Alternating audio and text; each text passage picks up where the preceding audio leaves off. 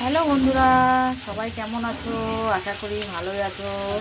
আজকে আর কালকে দুদিন ওয়েদারটা খুব ভালো ছিল, তো ঠান্ডা ওয়েদার, মেঘলা মেঘলা ওয়েদার ছিল। তো দেখো, আমি ওইবেলা সেরকম কিছু রান্না করিনি, এই জন্য ব্লগও বানাইনি। তো রাত্রে দেখো রান্না করছি কি, তো পেঁয়াজ ভাজা করছি। তার আগে এটা দেখো, চাউমিন করেছিলাম। এটা শুধু একজনের বাকি, আর সবার খাওয়া হয়ে গেছে। টিফিনে চাউমিন করলাম, আর এখানে পেঁয়াজ ভাজা করছি। দেখো কী রান্না করবো, দেখো বলছি।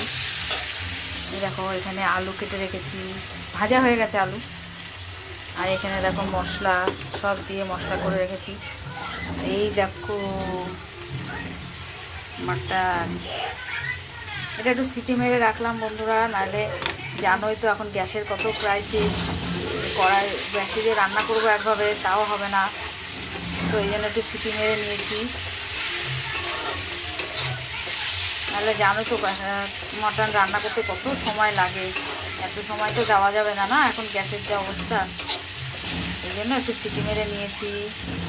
কে কে খেতে ভালোবাসো, চলে আসবে আমার বাড়িতে মাটন খেতে হলে।